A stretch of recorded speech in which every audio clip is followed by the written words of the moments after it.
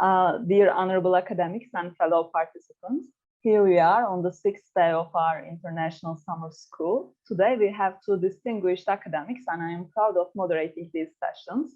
Each session consists of 45 minutes presentation and 15 minutes Q&A part. First is Aart Hendriks, who is Professor of Health Law at Leiden University. His focuses are mainly on human rights, minority rights, patients' rights, and non-discrimination law. We are also grateful from the very bottom of our hearts to Professor Hendriks that he has participated in our whole summer schools and events so far. Today, the title of his presentation is Domestic Violence and the Role of Physician. Now, the floor is yours, Professor Hendriks. Thank you so much. Hello, thank you very much for inviting me to this very important summer school. As you said, I have participated in various summer schools in the recent past, but this year is a special year for various reasons, not only because of the COVID crisis, but also because of the subject, overarching subject of the summer school. And I'm very honored to have an opportunity to give some insights from a European perspective on domestic violence and on the duties of states, and particularly the role of the physician, as the physician can do to stop domestic violence. And when I say domestic violence, and I'm sure that you have discussed this before, I mean any kind of abuse of mainly women, but sometimes also men and children, or a combination of all, in a domestic setting. And when I say domestic setting, it mainly means that people who share the same household, even though we see that domestic violence also often, unfortunately, takes place after a separation between a couple. And a couple is mainly a man and a woman, and the victim is mainly the woman or the child, but a couple can also be two men or two women. And it is very, very good that the Istanbul Convention addresses this topic explicitly. And it is, of course, if I may say so, I very much miss Turkey as a member of this convention. At this very moment, there are two European member states, members of the Council of Europe, that are not a member of the convention, which are Russia and Turkey. Maybe that this will change in the near future. I will speak mainly on the role of the physician, but as a way of starting up, it is good to go back to the decisions of the European Court of Human Rights, which is the court based in Strasbourg, France, near the German border. Because the court so far has given various decisions on domestic violence. So far only against women or children or grandparents. But what is amazing is that the first judgment of the court only was decided upon in 2009, which is only 12 years ago. And there's no clear reason for that. It may only mean that victims of domestic violence, after exhausting the national procedures, hesitated very much to go to the court and ask the court whether the state had acted correctly or incorrectly. First case in 2009 was against Turkey, which is maybe a coincidence, but so far a large number of decisions on domestic violence took place against Turkey. And the first case was Opus. I don't know whether I pronounced this correctly. And it concerned a former husband who eventually kills the mother of his ex-wife. And in this case, the European courts decided that states have an obligation to save the life of people, and not only the life of people against aggression from the state, but also against violence in a domestic setting, which was new, because in many countries, and still today, many people still think so, that the state should not interfere in the domestic setting. That is private life or family life, and not an issue for the state. And the right to private life and family life are both protected by the European Convention of Human Rights. But in the case of Opus, the state said, or the court said, sorry about that, the court said that if the state is aware or could be aware of violence in a domestic setting, the state should protect the victim or the victims, including, in this case, the former mother-in-law of the perpetrator. And that was new, because there is a certain tension between protecting the right to life and respecting the right to private life. But the court in the Opus case decided that the state, if it is aware of violations or potential violations of the right to life, state has an obligation to intervene. And in this case, the Opus case, and also in other cases, the victims or the mother-in-law had indeed filed complaints with the police. So the state was aware of problems that occurred in this setting. I will not speak on all the decisions that the court has taken since that, but interestingly, and I didn't know whether this was influenced by the course that we are participating in today, but on 15 June this year, there was an important decision by the Grand Chamber, which is the big chamber of the European Court of Human Rights, consisting of 17 judges, instead of 7. And this was a decision against Austria, even though the person who filed the complaint was of Turkish origin, but she lived in Austria. What was the case? Mrs. Koert had a problematic relationship with her husband. And there was a lot of violence taking place. And Mrs. Koert had at various occasions contacted the police, and the police had investigated the case. And even though the police knew that there were problems, the police eventually decided that they had done their job. But at a certain time, the husband went to the school where both their children were taking place in, and killed his son. And this was unpredicted, because he never had any violence or potential violence against his children, and next he killed himself. Mrs. Koert asked the Austrian authorities to give her financial compensation for that, saying that they had not done enough to protect her life and the life of their children. And the Austrian authorities eventually decided that the police had done what they could. Even though they knew that there were problems in the family, they shouldn't have been able to do more, also given the fact that they have to respect the right to having the family life.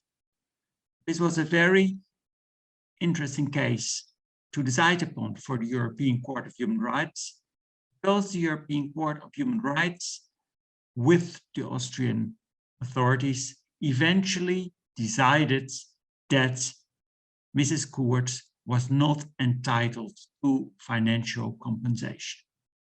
But in order to come to this decision, the court gave a very extensive analysis of how to fight domestic violence and what states should do or should not do.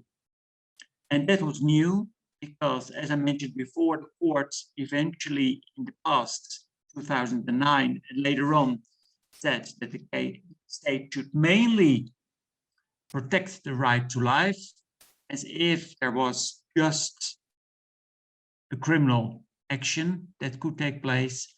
In this decision, the case of Koert of 15 June 2001, the court said that the state should do much more.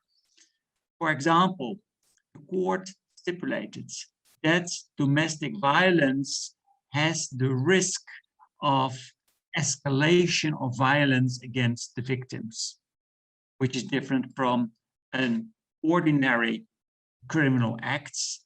When domestic violence takes place, there's a risk of more violence over time, which for the court meant that the state should have state employees that are schooled and skilled, fight and detect and take measures against domestic violence. That there should be uniform papers to be completed to make an analysis for the state what they should do and what they should not do. That they should have mediators and other people trying to speak to both the victim and the perpetrator and all the family members to come to a new status quo within which everyone can live peacefully. And this is potentially important in case of violence against children, because when there are domestic problems, parents sometimes have the, unfortunately, tradition of trying to get the support of their child, which makes that their children are, so to say, put in a dilemma because both the mother and the father want the support of the child. And one of the measures that could be tried to implement is to speak to both parents and make them aware that this is not in the best interest of the child. And both parents usually want to focus on the best interest of their child, and that can be a way of finding a solution for the problem of the parents. And what is good for the summer school is that the European Court of Human Rights stipulated the duties according to the Istanbul Convention and measured and assessed whether Austria had lived up with these obligations. And the decision of the court, at least 16 of the 70 members, was that there was no violation of the Istanbul Convention. Austria had done enough according to the obligations of this convention. Nowadays, thus, we have the court case as a framework of obligations for states. And since there was a majority decision of 16 against 1 judge, it is to be expected that this decision will be the framework for the European Court of Human Rights for the years ahead of us. So for those of you who have an opportunity to read the court decision, KURT against Austria of 15 June, please try to read this decision. Even though it's long, but then you can hopefully have an impression of how the court came to its public or to this judgment. But now allow me to turn the subject towards the role of the physician. Because in many cases of domestic violence, or at least fear of domestic violence, the physician is the first person outside of the household who may have the impression that domestic violence is taking place. In some cases, members of the household tell this explicitly to their physician, but in most cases they don't. But they do go to the physician because they may have physical harm or may have mental problems, or in case that children have fallen off the stairs and they need medical care. And when one or two parents accompany their children, they say that this was just an accident. But many physicians, luckily, have been trained, or at least have a gut feeling saying that there is something else taking place, and which causes a problem, a moral problem, and maybe also a legal problem for a doctor, what he or she should do. I see now a message coming in. The case against Austria was Kurt, K-U-R-T. There's the answer coming. And this raises the question, like, should the physician explicitly ask the child, the woman, or maybe even the husband, whether violence is taking place, or ignore the issue? I just present you a couple of examples from the recent past from various European countries. One of the issues is, like, when a child may be the victim of domestic violence, that the child is coming to the physician accompanied by mostly one parent. And this is not necessarily safe accommodation for a child to speak, or at least to ask the child questions like have you been hit? Are you seeing violence against your parents? What does this do with you?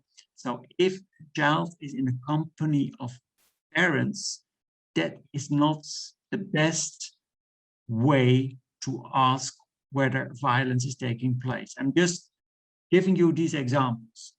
The same when a mother, a wife is going to the doctor accompanied by the husband.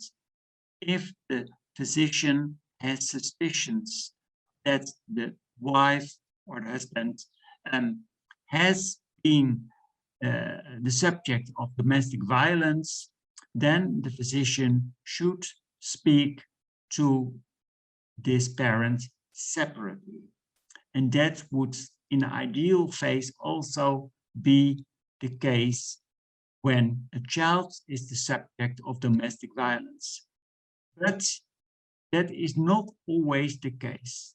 And then a physician should, if he indeed wants to investigate his suspicions that there is domestic violence, then he or she should try another way to speak to the child independently, or to the mother or to the husband. But this requires communication skills. Since there are many experiences that, for example, with child abuse, that parents choose to go to every time to a different hospital, not to be seen as violent parents. And so you should have the confidence of the parents that you are only investigating this case because you care for them. And the duty to care is also an obligation for physicians. Physicians have to have the confidence of parents and are not allowed to share information about family members without their permission. That almost means that the role of the physician is only restricted to trying to speak to parents, but not to take any actions. Because if the physician goes to the police or to a child's interest authority or whatever body you have in your countries, then he will violate the obligation to remain quiet and to break the obligation of confidence. Many European countries nowadays have also, on the basis of the Istanbul Convention, said that try in a first stage, speak to the people, get their confidence, but if they don't allow you to share certain information with third parties, if you think as a physician that that is necessary, then you are allowed, and in some countries even obliged, to inform the child inspectorate or whatever organization that is concerned about those issues. So you see that also among physicians, there is a shift of attention. Initially, quite some years ago, doctors said that domestic violence is not my cup of tea. I'm not going to do anything because that is not a medical issue, but that is a social issue. And gradually, medical associations acknowledged that domestic violence has very serious health effects and can even lead to the death of individuals. Which means that the professional standards have changed, and in some countries also the legislation has changed. Like, for example, in the United Kingdom, if you as a physician think that domestic violence is taking place, you are required to report this to the authority. And that does not depend on the legal status of a physician, whether he is acting as a privately employed person or a state agent. These requirements are imposed on both state physicians and privately employed physicians. And I think that's a good idea because parents should not think that they have more confidentiality with a privately employed physician than with a state-employed physician. Still, we don't know yet, there are no reliable statistics about how many parents are having problems with each other or with children. There are only probably incidents that are coming in the press to the attention of the police or to physicians. I do think that physicians can play a very important role in case of domestic violence. I am a lawyer, but I am not aware of all the factors that may lead to domestic violence, but it is known from more social sciences than from legal sciences that there are a number of factors that may contribute to a risk of domestic violence. And those factors include a lack of financial resources. A family that has only little financial resources to survive usually live together, are bored, there's often unemployment in the family, and this leads to tensions. On the other side, we see that rich families with more resources experience less domestic violence. So a physician, if he sees a member of a more poor family, should be more aware of the risk of domestic violence. We've also seen that families with more children experience more domestic violence than people with less children. More children may lead to more tensions in a family than with a small children, or at least a small number of children.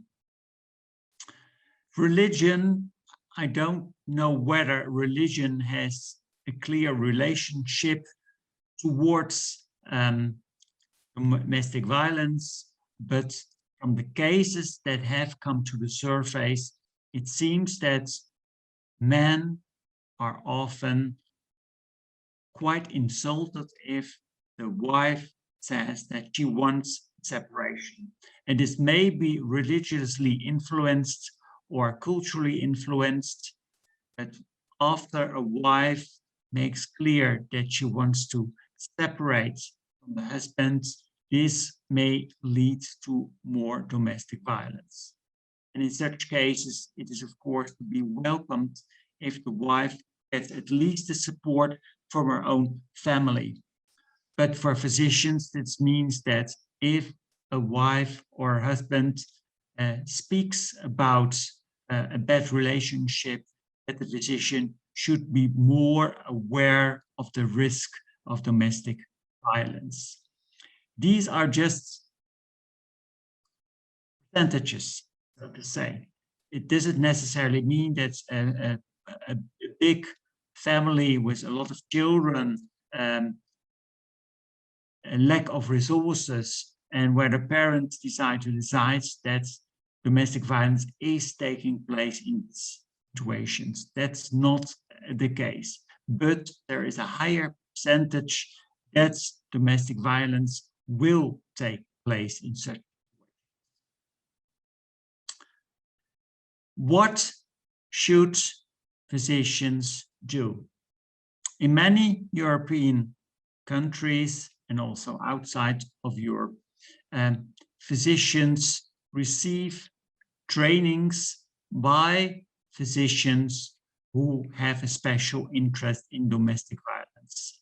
And that is probably the best way to make physicians more aware of signs of assumptions about domestic violence. What is not very helpful is that when a physician wants to speak about domestic violence and decides to inform the authorities, that these measures take a lot of energy and they have to be very careful about what they say and what they don't say. This may also lead to the patients deciding to leave the physician, and also otherwise the patient may decide not to contact the doctor again. So a balance has to be found between investigating in the family relationship, investigating in the relationship of trust, and what the physician thinks should be done to prevent that the violence will escalate. What is not very helpful either, besides that all the time that needs to be investigated in such cases, is that physicians do not always get properly paid. because physicians are mainly paid for medical interventions, and according to many insurance companies, working about stopping domestic violence is not a medical act, which means that physicians do not necessarily get paid for such work. And that is, of course, highly disincentive for physicians to spend so much time on potential domestic violence, because after physicians have taken actions, they may lose their patients, but they may also be confronted with disciplinary measures if it was found out that their assumption that domestic violence was taking place turned out to be wrong. Parents are very often highly offended if a physician suggests that domestic violence may be the case in their family. So all in all, a physician has to work very carefully, take the time, build on the confidential relationship they have, and not trying to set up parents against each other, because a physician is often both working for the victim of domestic violence and for the perpetrator.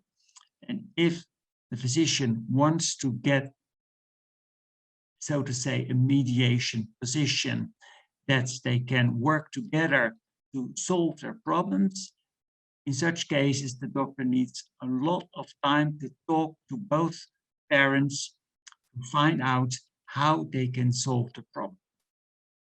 The role of the physician is not explicitly mentioned in the Istanbul Convention. And that is, in my view, a bit of failure, so to say, because it does not acknowledge the role that physicians can play. I am, of course, aware that physicians have different roles, different positions in various European states.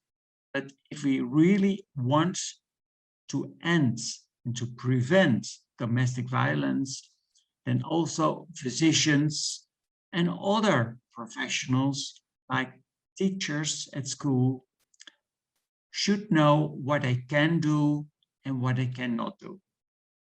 Legally speaking, the right to life is, according to the European Court of Human Rights, one of the very fundamental human rights. Of course, the right to private life and family life is also important, but when it comes to preventing and ending domestic violence, everyone should know how to make a balance between trying to respect the right to life and maximally protecting the right to private life, to family life. And for some professionals, like physicians, but I think also to teachers, there are definitely more professions to think of, and this needs training and a financial award if needed for them to fulfill their role properly. In many countries, people do not necessarily go to the police because they have not so much confidence in whether their complaints will be recognized and whether the police will indeed take action. And particularly in small villages where the police is part of the community life as well, there is not so much confidence in what the police can do. Of course, also the police as part of the state should be aware of domestic violence and what the police can do. From the decisions of the European Court of Human Rights, we can see that in many cases, the police did not act. Just 2 months ago, a case against Moldova, the police was aware of the domestic violence taking place, but the state or the police at least did not do anything until the husband killed one of the family members. And financial compensation is then something that tries to heal the financial pain, but does not heal the moral pain, also with respect to violence that has been taking place. Financial compensation is, of course, a requirement, but it's to be hoped that the police, if aware of domestic problems, does take its role. What we see also under the influence of the Istanbul Convention, that in many European states, there are special prosecutors general and police officers that are trained to be aware of domestic violence. And that's a very important first step to make sure that the police will try to help victims and help families, as often also the perpetrator has at least a moral, a psychological, or whatever problem, and he or she also needs help, because it's not a necessarily human way of acting to hit, to abuse your partner or your children. Many perpetrators in interviews say that they also felt that there was no other way out than abusing the partner or the child. But with proper skills and other help, this often can be prevented. And doctors are probably one of the first professionals that can play this double role of trying to make people aware of the risk of domestic violence, but also treat perpetrators and help victims with mental support if needed to overcome what has been taking place and to live a long and healthy life without violence if needed. We are now 35 minutes underway, but may I propose that those of you who have questions or suggestions or other issues we brought up to speak out, and if necessary, I can try to come with an answer if needed. Thank you for your attention so far. Thank you so much for excellent and enlightening speech, Professor Hendriks. Now we are on Q&A part. That I see one question. Mrs. Şengün asks about, are you able to see the chat session, Professor? Yeah, I just opened the mailbox. I missed Dennis. Yeah, Dennis Şengün. Question? Yeah, let me read it. I have a question. I also believe that physicians should be obligated to report domestic violence cases. Domestic violence is an important problem, and not going to. I guess she briefly asks that if when the health professional reporting the violence against women or domestic violence issues, and that is supposed to have a guardianship for health professionals so that she or he will be in safe.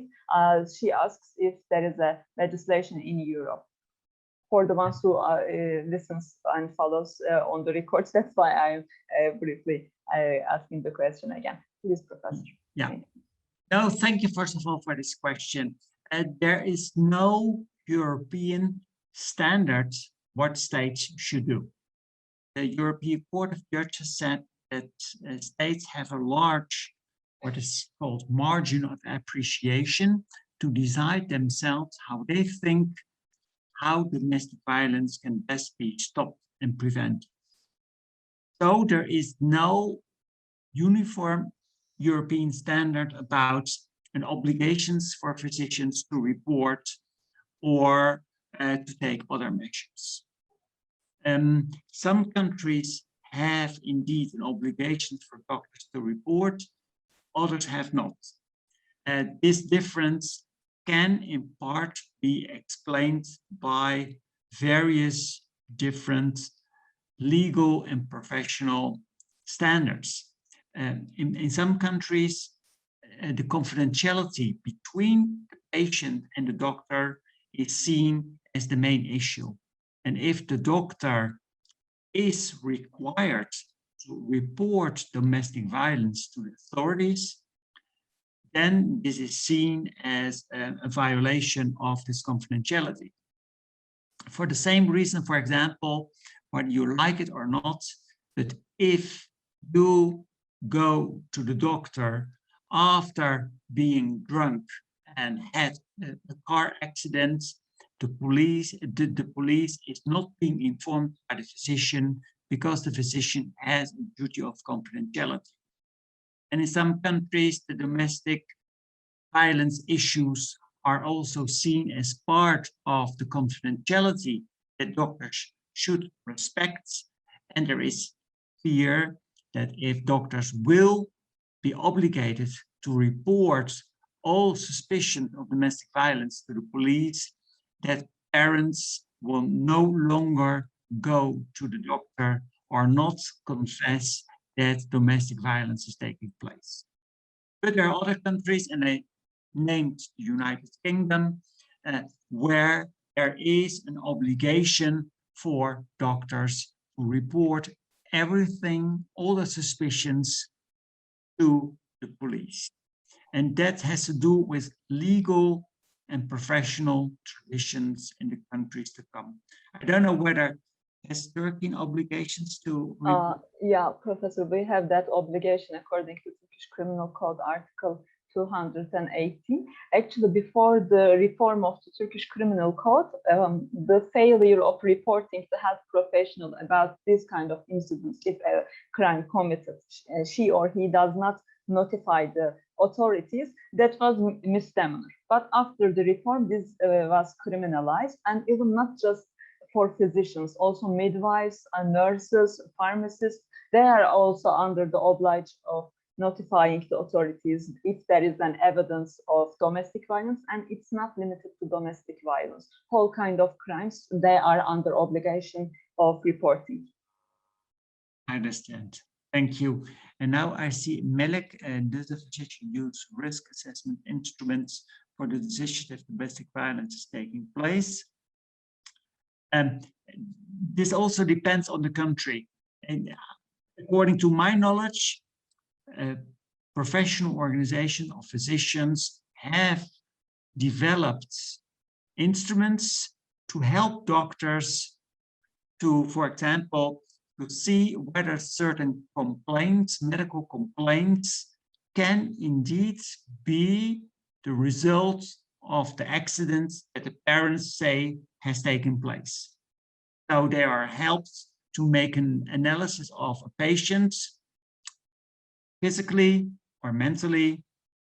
And I assume that DVR, EC, and ODARA are the same kinds of instruments that are seen as helpful to find out whether something like that is taking place. There are other European countries where, for example,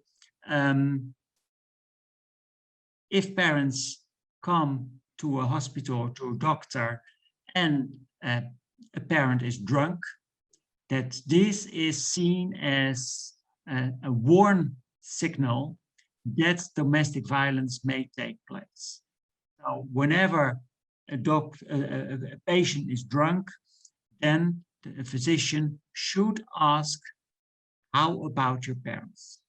Another risk factor in some European countries is people with psychiatric problems, because it is thought that people who have a less stable mental state of mind is more likely to abuse others than others.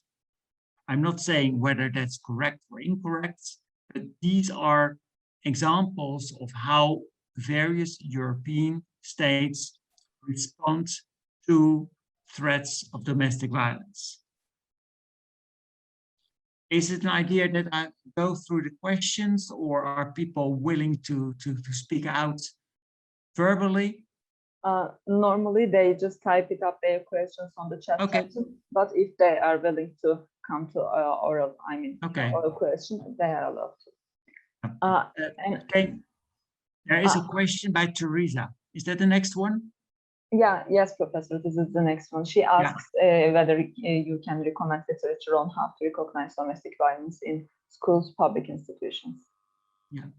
I cannot, out of hand, come with a list of literature, but if you insert domestic violence in whatever language under Google publications, you will find a lot of publications. What I often do is under the site of the Istanbul Convention of the Council of Europe, you will see a lot of references. If you read the decision of court in Court versus Austria, there are various references. And the Court of Justice also has a site with certain terminology like domestic violence. And if you go through these sites, you will find more literature.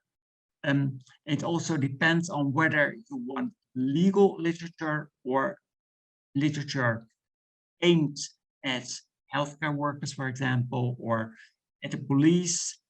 These are various types of literature, for example, to make the police aware of how to respond in case of signals of domestic violence. And then I see another question from Bilge. She asks whether there are any additional obligations of physicians in cases of sexual assaults between family members. No. It's also seen as a way of abuse, but there's no, as far as I know, it's not seen as a different kind of domestic violence. And now I see Eliska. Yes, she have a legal duty to report domestic violence and medical pressure to prevent families. Yeah, that's what I indeed tried to say, that if there is a legal obligation on physicians to report such cases, then this may be, the effect may be that people will not tell the entire truth when they come to a doctor with a medical problem. We are not living in a laboratory, so we cannot have a test by saying that if there is such an obligation, how many cases of domestic violence will be reported? And if there's no obligations, how will that work out?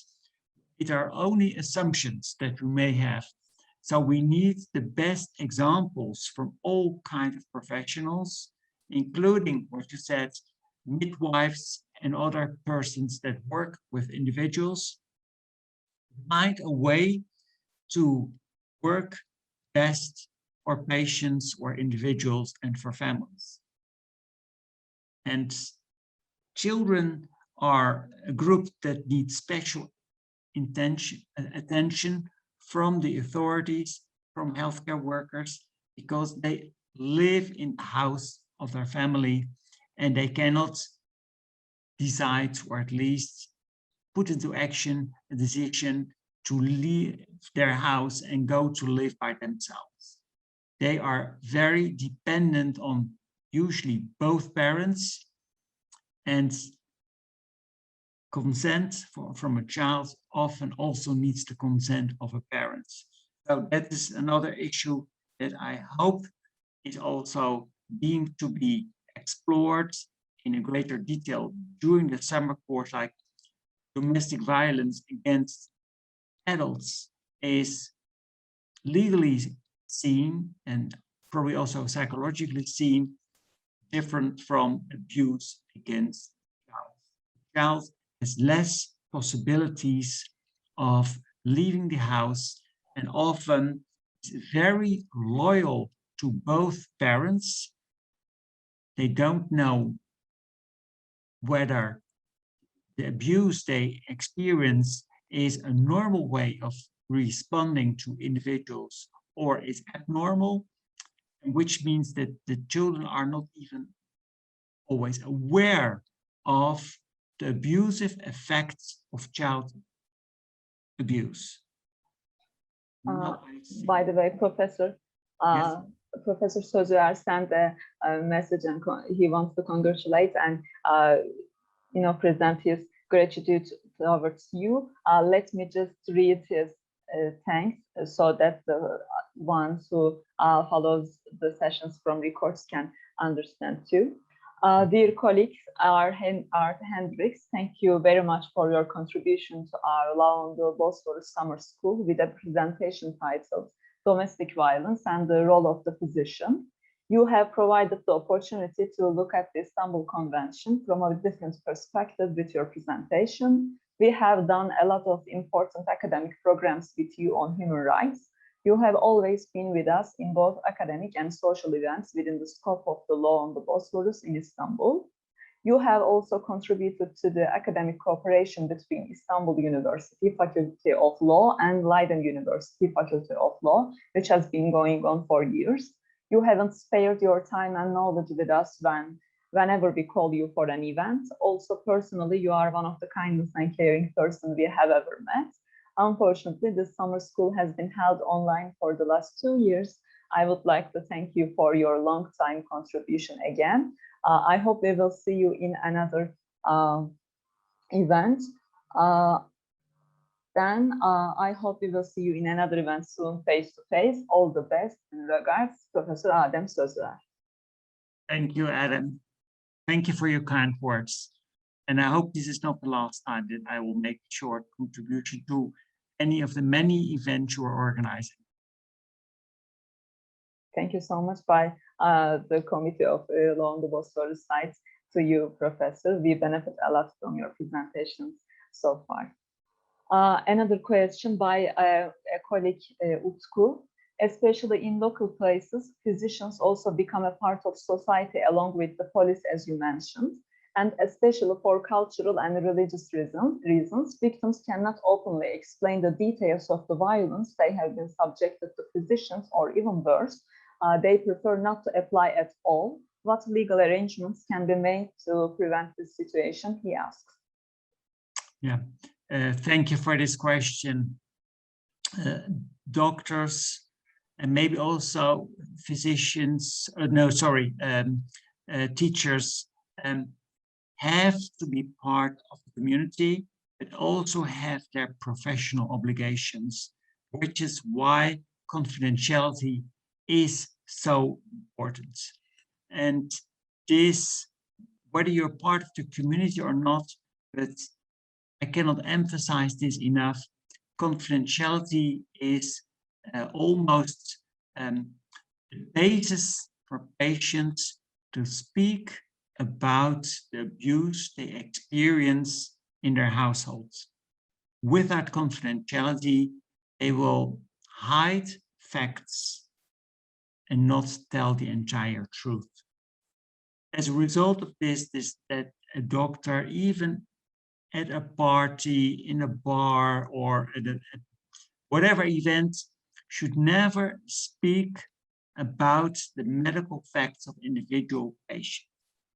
Confidentiality is a requirement, a professional obligation, and I also think a legal obligation for individuals working in the field of healthcare to help individuals with their medical problems and with their social. So confidentiality needs to be emphasized. I guess this is all from the participants as questions.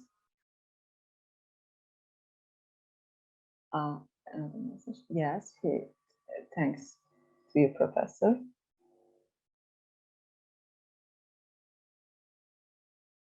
So I guess this is all. Thank you so much, Professor.